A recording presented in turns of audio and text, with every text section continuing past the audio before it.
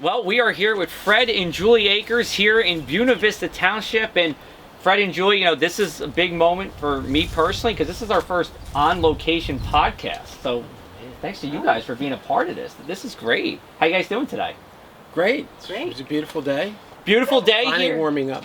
Yeah, finally warming up. We're actually recording this just around the turn of the month from April into May. I know we're listening to this in June, but we wanted to do this while the tomatoes were, kind of young and blooming up here. We wanted to be here in their greenhouse. Fred actually used to build greenhouses, he was telling me. And I think, this is much better than any greenhouse I've ever been a part of. So thank you, Fred.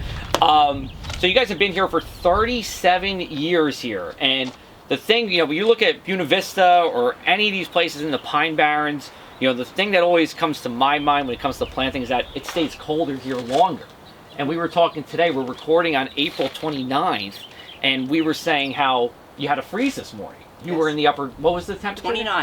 29 degrees. Most of the mainland was 32 or 33 or 34 degrees at or above freezing. So, just from a weather perspective, what can you tell us about this area compared to other places in South Jersey? Well, it's in the Pine Barrens, so it gets pretty hot. We still have the sandy soils, so it's very conducive to growing tomatoes. There's a certain season. We're expecting that's going to change as the climate changes. But one of the things I think is like pretty cool is the tomatoes like an acid environment, and we're in the pinelands, and the soils are kind of acidic, so it's a pretty good match there. Got it. Now, for people, just a refresher here, we're in a greenhouse. Explain the greenhouse effect for us. So why are we doing this in a greenhouse?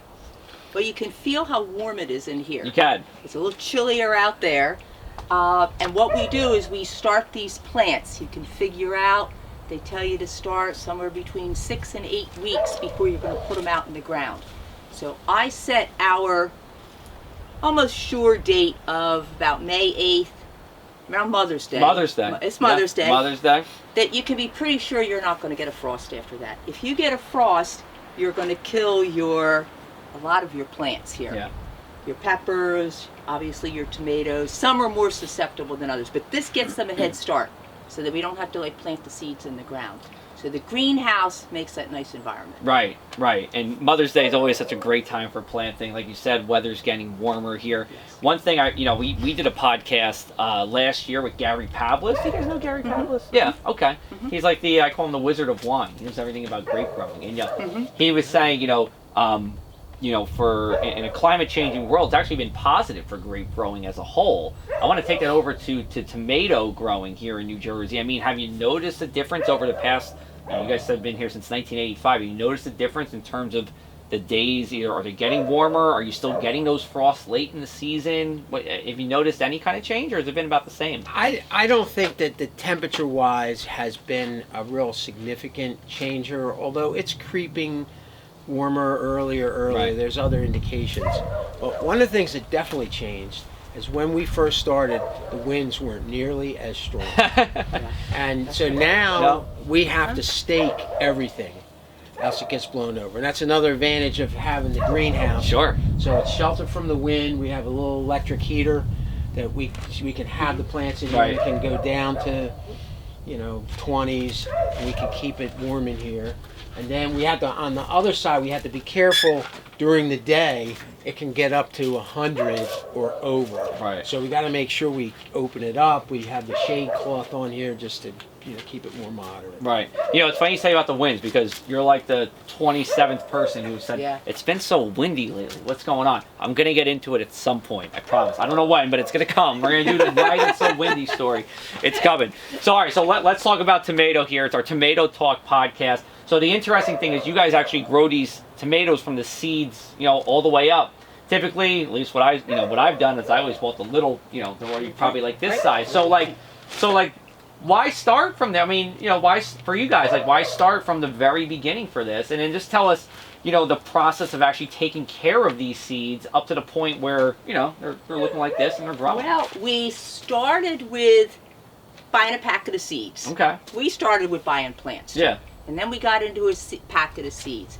And then we got interested in maybe some of the different kinds. Yeah. There's a whole lot of different And we're going to kinds talk of about tomatoes. That's coming Yes. later. Yes. So if you have your own seeds, then you can grow different kinds instead of just going and buying a beefsteak or something, which are also good tomatoes, Right. but we can then grow. And I got into, well, there's orange tomatoes. There's really dark red tomatoes that are they call them black tomatoes. Okay.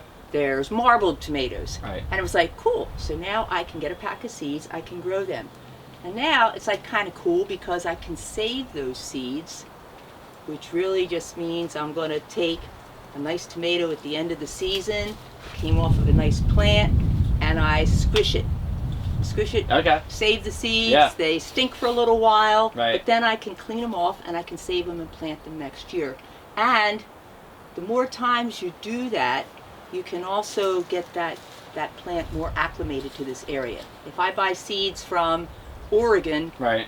they've grown in that area, Right. but when they come here, and I've grown them here, then I can pick the best traits that grow nicely here in South Jersey Pine Barrens. Right. So the seeds, right? I mean, when I'm thinking tomato seeds, they're always, they're obviously very wet because they're in that, tomato Squishy. juice, Yeah, squid, right? the gel. They're tied in the gel, right? So how long does it take to actually that to evaporate, and then you just have the seeds?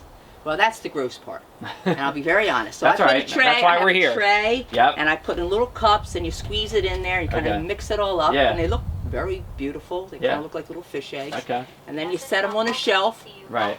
where it might stink, Uh-huh. and then they kind of, they ferment a bit, Okay. and then you rinse them off. Okay. So in that process, it smells like a rotten tomato. Right. Literally, Ron. Written, exactly. Yeah. But it needs that to remove some of the outer covering off of the seed, Right. so that you won't have that, you won't have any fungus on the Right. outside of your seed. Okay. So that's cool. And then when you're done, you just wipe them off, put them in a paper towel, scrape them off, and then I store them. And then you're holding them. Yes. Easy. Labeling is a big thing with saving Yes, seeds. gotta label them. Not, Right. not let the cat jump on top of the tray. Yeah, I and know knock the them cat all was walking over. through. What's the cat's name? That's It's Eric. That's Eric. Okay, Eric Eric. the cat. Maybe Eric's Eric the almost cat. 18. Well, good for Eric. It's all those tomatoes he's eating. Yes. So drying out the seeds. I'm guessing, right? Depending on the type of tomato, and we'll talk about types of tomatoes, but there's different kinds of seeds, right? They look a little different. I'm guessing. No, they almost Oh, they- all look alike. Oh, really? Okay, so that's why So the labeling is that's- so important. Yes. Oh, They gotcha. almost all look alike. Okay. So that's why you have to watch. And you have to keep in mind, tomatoes are all the same species. Right. You just have different varieties. Okay. Which Got is it. why they can cross-pollinate Crossbreed. and mix. Right. Mix with each other. Okay. So you might get a tomato that was all yellow, and now Right. it's got, next year it's going to have stripes on it. Okay. So, Interesting. it's Yeah, it they're is also interesting. part of the nightshade family, Ooh, yes. and they tend to be active at nighttime. The tomatoes. Yeah. So what do you mean by that? Like you're saying they're Well, active. it's really surprising. So when it comes time to pick, Right. you could go out, like let's say in the evening, Yeah. and pick everything that's right. Right. And then you come back in the morning, and it's like, did I pick here? Because they're more ripened overnight, Oh, okay. Gotcha. so they're active at night. Oh, they're active at night. Now, are the plants active at night? Are they, do we notice a little more activity at night with these guys? I think they grow. Like, bro, I picked out a Fred- plain one. Look at me. I picked out a Fred, bad one. well, this is a cucumber. If you Oh, have okay. if you have a plant like this one, this one's a brandy wine Okay. tomato. So at nighttime, Mhm. Fred calls it training. I'll Train. show you outside next, but we grow them in these cages, Okay. and I swear they can grow several inches overnight because we'll try to get all the little stems and Yeah. branches inside the cage so they're not falling Right. all over. Yep. Always The important. next day you go back, did you do that? Yeah. it's a So good- they do grow. The nighttime is also really, really important. And back to the temperatures, Mhm. you have to be down really in the 60s Okay. at nighttime Okay. for the flowers to really set grow. fruit. Okay. That's when they set fruit. If it's too hot, they fall off. They Right. drop off. Okay. So that's So- why you have the greenhouse here, because I'm guessing it's over 60 at night once you get. Yeah, but they don't have any flowers. Right. yet. Not yet. Right. I understand. But But you're once- wait. So let me get this straight. So you're saying when it gets above 60, then they're starting to flower, or you're saying at 60 Yes. degrees they're starting to flower at 60. But at nighttime, if say you have those nights where it doesn't go down below 80, Right. and sometimes we're in August, you just see the flowers and they'll just drop. Ah. Okay. Okay, so that's where it's critical with Okay. but Fred's right. They'll ripen overnight, they'll grow overnight. Right. So they're part of the nightshade family. Okay, Which gotcha. is where they got their, their suspicion that they were poisonous too. Gotcha. You don't want to eat the Yeah. plants. I know. Yeah, you don't eat the plants, but the But tomatoes the fruit are good. is good. Yes. Right, fruit is good. Won't kill you. Hey, I should ask you too. How many are we talking about in this greenhouse right now? I forgot to Gee. check that. I mean, Well, there's a bunch of different kinds. right. Of We things got here. we got We got cucumbers here. okra, Right. cucumbers, and Right. I'm squash. saying tomatoes. Of the tomatoes, I think there's about 40 different varieties. Wow. Okay, so there's paste tomatoes, the ones that you would make a sauce with. Okay. There's some very strange ones. We can talk more about Yeah, those names. yeah, There's a Jersey Devil, which is Mhm. one of my favorites. Okay. The name Quite is fun. appropriate. We're here in the Pine Barrens. Exactly, Right. Jersey Devil. You have some of your favorite heirlooms, like a brandy wine. Mhm. We have a yellow brandy wine, Okay. a pink brandy wine. And the problem is, when we look outside, our garden's not that big. So we grow a lot of these plants and then we trade them to Right. a local farm market. And we've really gotten the interest in heirloom tomato Right. plants. Heirloom tomato People plant. are looking for them Yeah. now because they're fun, they're interesting. Right. We usually grow about 150 out in the garden. 150. So we got about, you said 40 different kinds Right. right now, and that'll turn into 150 total plants. Right. And some of them you said you might trade with a local farmer. So if you might plant 4 plants Right. of one variety. So Right, you can okay. see. So it's possible if people are watching or listening to this, they might have a Fred and Julie Akers tomato. And that could be true. It's all in the realm of possibility. Yes. All right, Yeah, so that sounds good. here's what we're gonna do. We're gonna take a brief break. We're gonna come back to you on the other end. We're gonna talk about heirloom tomatoes a little bit. We're gonna talk about all the, maybe not all 40, but a lot of their different kind of tomato plants. We'll be back with you on our first ever live on location Something in the Air podcast.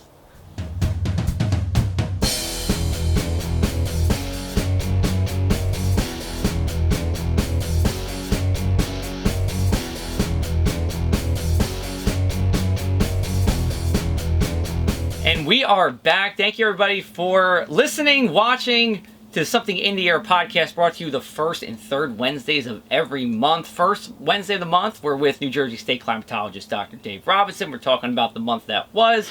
Third Wednesday of the month, we're usually talking to somebody else. And for the first time, we're actually somewhere else here. We are at the Akers residence here in Buena Vista Township. It's our Tomato Talk podcast.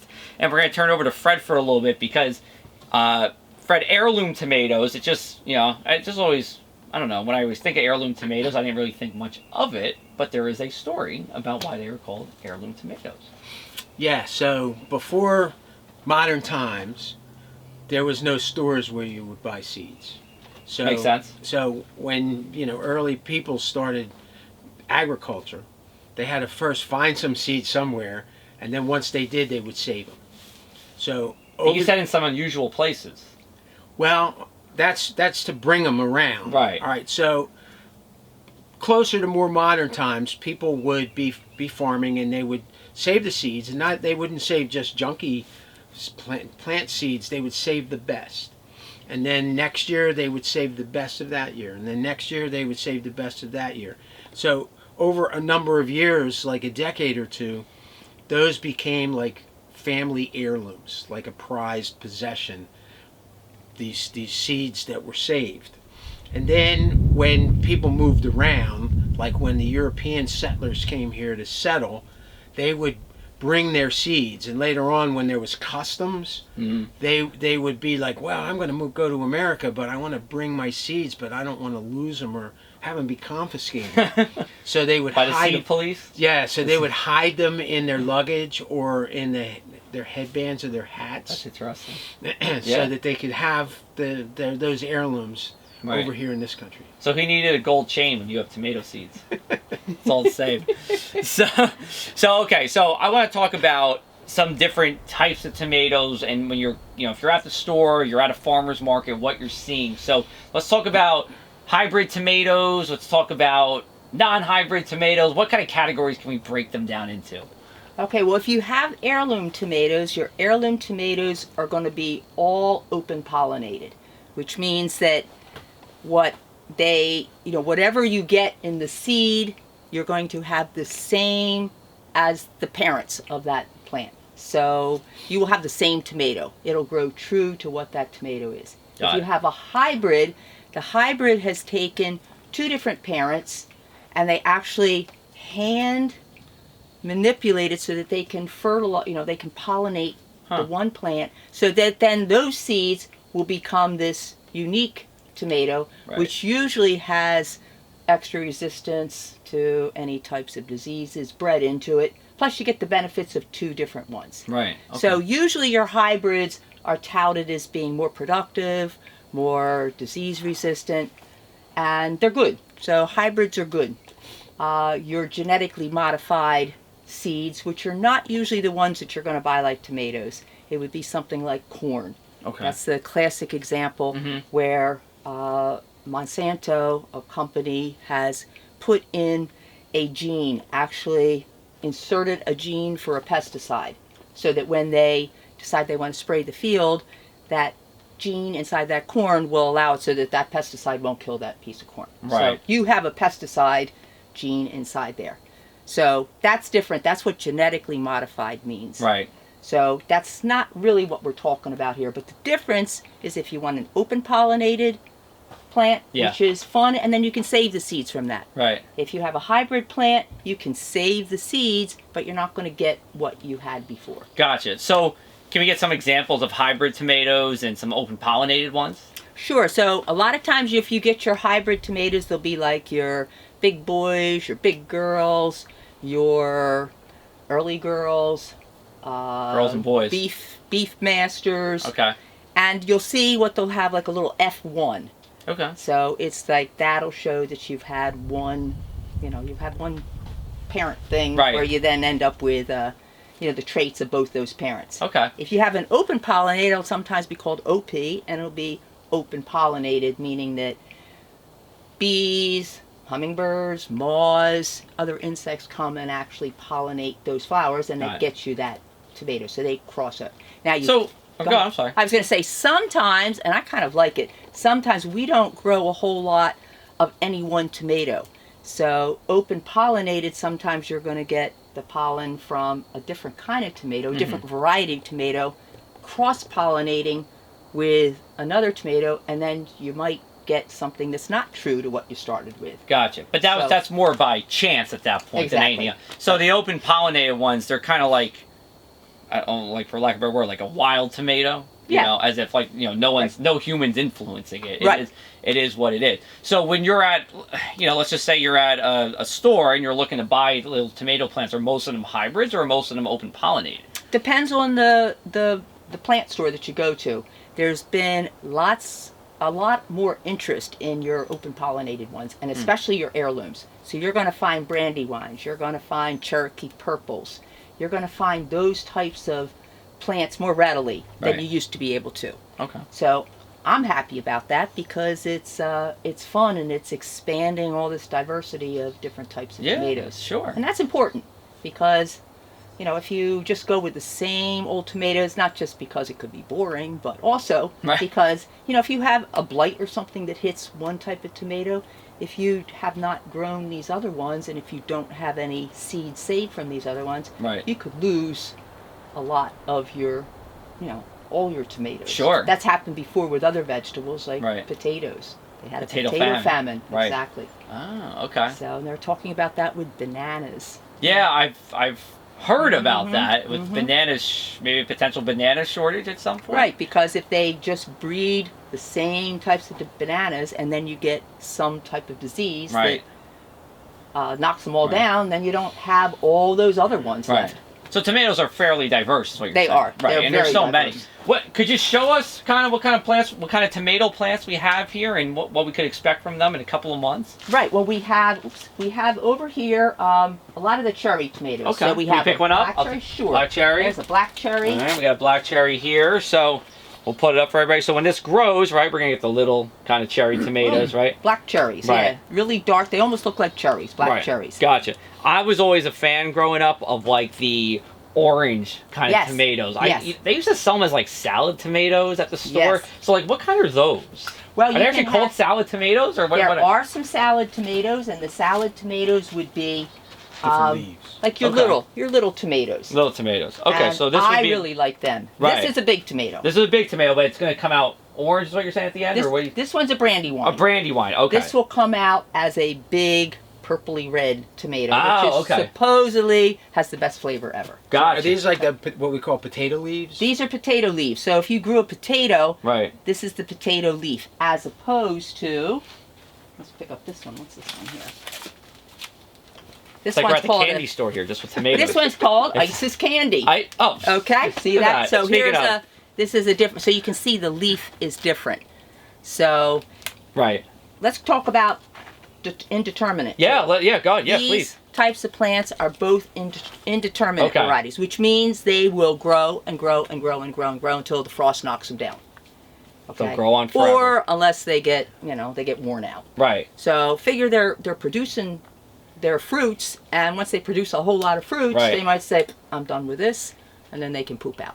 But these types of cherries, I really like these cherries because they keep growing and growing. Okay. And they can grow to 6-8 feet, Wow. and they're kind of crazy. So let's say you said until the first frost comes. Excuse me, but if you're in a greenhouse, right, and it's always above freezing, like how long a period of time will they go until they're actually pooped out? In the greenhouse, they're not going to stay in here. Right. These are little. But assuming you were to keep them, In the temperature. greenhouse? Yeah. How long? Well, I actually purchased some tomatoes Okay. that were grown in a greenhouse. So Yeah. we have our Jersey Fresh hothouse grown tomatoes. All right. And they are in a greenhouse. They have to have, you can probably see there's some bumblebees flying Yeah, around we had a here. couple of bees they around need here. special pollinators to come in, Okay. because they have to pollinate Sure. in here.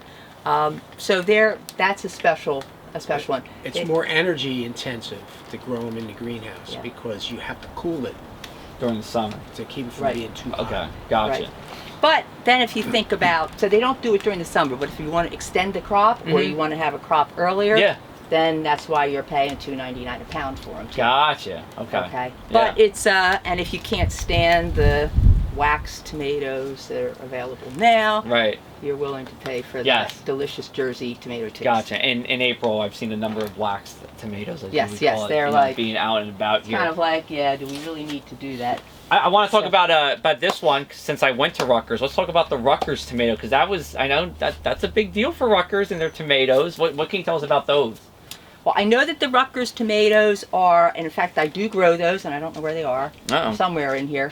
But they were developed by Rutgers and used by the Campbell Soup Company. Right. And they were a great uniform tomato that could be canned. And that is an example of a determinate variety. Determinate means that it doesn't get as big. I mean, it can be bush, it can get up a little higher like this, but not Right. too big. And all the tomatoes just about ripen at the same time. So if you want to do canning, like you talked about canning. My grandparents' house when we were young, we used to go over to a family friend's house and Yes. we'd be there all day.